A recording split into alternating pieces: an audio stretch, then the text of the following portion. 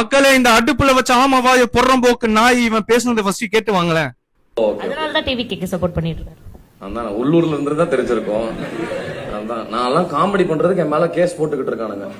41 பேரை கொன்னவெல்லாம் ஜாலியா இருக்கான். ஒரு ஸ்டாண்டப் காமெடி பண்ண அவரையே கைது பண்ண சொல்லி தமிழ்நாடு போலீஸை இந்த வீடியோவில் டேக் பண்ணியிருக்காரு. இவர் போட்ட இந்த வீடியோவே பிஎன்எஸ் சட்டப்படி தவறுன்னு இவருக்கு தெரியுமா? சட்டம் பேசுகிறதுக்கு முன்னாடி சட்டம் என்ன சொல்லுதுன்னு பார்ப்போம் வாங்க. நம்ம நண்பர் அந்த ஸ்டாண்டப் காமெடி வீடியோவை ஒழுங்காக பார்க்கலன்னு நினைக்கிறேன். அந்த ஸ்டாண்டப் காமெடி வீடியோவில் அந்த ஃபயாஸுன்றவர் நீங்கள் எங்கேருந்து வந்தீங்கன்னு கேட்குறாரு. அவங்க கத்தார்லேருந்து வரதா சொல்கிறாங்க. அவங்க ஹஸ்பண்டு தான் டிவிக்கே சப்போர்ட்டர்னு சொல்கிறாங்களே தவிர அந்த ஒய்ஃப் சொல்லலை. அதுக்கு தான் அவர் ஸ்டாண்டப் காமெடி பண்ணுறவங்க மேலெல்லாம் கேஸை போடுறாங்க. 41 பேர் கொண்டவங்களெல்லாம் ஜாலியாக இருக்காங்க, கேஸ் போடாமன்னு சொல்கிறாரே தவிர கரூர் சம்பவனோ இல்லை டிவிக்கேனோ இல்லை முதலமைச்சர் விஜயனோ எங்கேயுமே அவர் குறிப்பிடலை. பொதுவாக 41 கொலைகள் பண்ணவங்க சந்தோஷமாக வெளியில் இருக்காங்கன்னு தான் சொல்கிறாரே தவிர வேறு எதுவுமே அவர் சொல்லலை.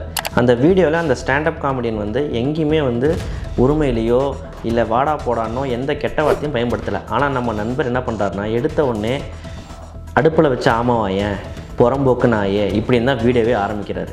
அடுத்து அந்த ஸ்டாண்டப் காமெடியன் பேரை சொல்லி இது டேஷ் பேர், இந்த பேர் கேவலமான பேருங்கிறார். அவர் பேர் ஃபயாஸ் ஹுசேன். அதில் என்ன கேவலம் இருக்குன்னு எங்களுக்கு தெரியல. அந்த ஸ்டாண்டப் காமெடியன் பண்ண வீடியோ கடைசி வரைக்கும் என்ன சொல்ல வருதுன்னே இவருக்கு தெரியல. இவர் வாய்க்கு வந்ததெல்லாம் பேசுகிறாரு ஃபயாஸ் ஹுசேனை. இப்போ ஃபயாஸ் ஹுசேன் நினச்சா இவர் மேலே காவல் நிலையத்தில் புகார் அளிக்கலாம். பிஎன்எஸ் செக்ஷன் 296B 351 352 356 அப்புறம் ஐடி ஆக்ட் இதிலெல்லாம் கம்ப்ளைண்ட் கொடுத்தா ஃபயாஸ் ஹுசேன் கம்பி எண்ண மாட்டார், நீங்கள் தான் கம்பி எண்ணுவீங்க. ஒருத்தரை பற்றி விமர்சனம் பண்ணுறதுக்கு முன்னாடி அந்த சம்பவத்தை பற்றி நல்லா தெரிஞ்சுக்கிட்டு புரிஞ்சுக்கிட்டு தான் விமர்சனம் பண்ணணும். நீங்கள் தப்பான விமர்சனம் பண்ணுறதுனால இந்த ஆட்சியின் மேலேயும் முதலமைச்சர் விஜய் மேலேயும் வைத்திருக்க மரியாதை தான் குறையுமே தவிர எதுவும் நல்லதாக நம்ம நிரூபிக்க போகிறது கிடையாது. அதனால் நண்பா, இதுக்கப்புறம் வீடியோ போடுறதா இருந்தால் பார்த்து யோசித்து சிந்திச்சு போடுங்க.